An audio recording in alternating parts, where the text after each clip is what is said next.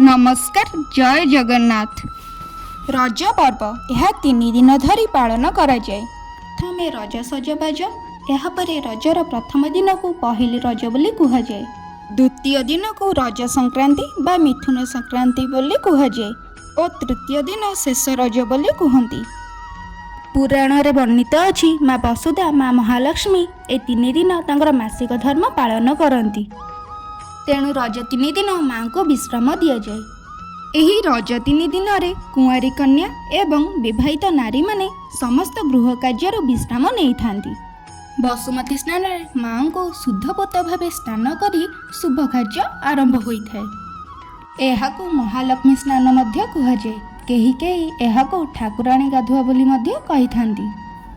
घर मंदिर ग्राम देवती को एही दिन माँ को स्नान करी पूजा करा जाए। एही पूजाटी भिन्न स्थान रे भिन्न भिन्न प्रकार रे होइथाए।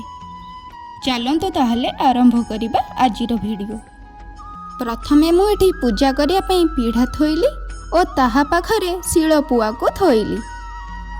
एहा परे शुद्ध पानी आनी आम शिल पुआ को और पीढ़ा को भल भाबरे धोई देबा। एही रज 3 दिन कृषि कार्य बंद होइथाए ओ बसुमती स्नान दिन कृषक भाई माने निज खेतरे माँ को पूजा करी तांको प्रसन्न करिथांती ओ माँ का पाखरे प्रार्थना करती जेपरी तांको फसल अधिक उपार्जन हेउ, केही भोकरे न रुहंतु।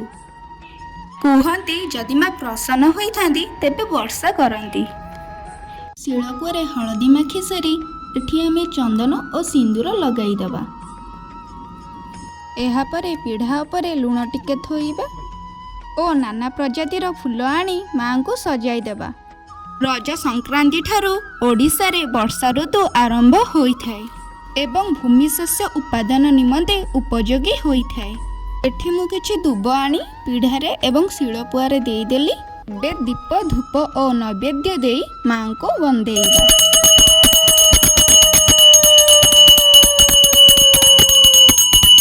बसुमती स्नान दिन आंब पणस कदली गजामुग इत्यादि भोग करा जाए। आपणक घरे जो फल अछि ताहाको नै भोग करि परिबे, सेमती किछि नियम नाही।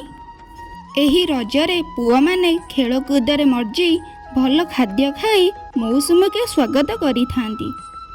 आगामी 4 मास से निजको कादुआ सह मिसाई कृषि कार्य लगाई ठाणी होई रही थांती। वर्षर एही प्रथम टोपा तांक मनरे गोटे भल अमलर आशा और आकांक्षा भरी देई थाए। एही बसुमती पूजा प्रातः समय करा जाए। रज को ओडिया जातिर धर्म बा संस्कृतिर पर्व बोली मान्यता दिया जाई थाए। मु आशा करुची बसुमती स्नान पूजा विधि और रज विषय किसी कहानी आपन को भल लगी। जदि वीडियोटी भल लगी थाए तो लाइक करंतु, कमेंट करंतु और सब्सक्राइब करंतु।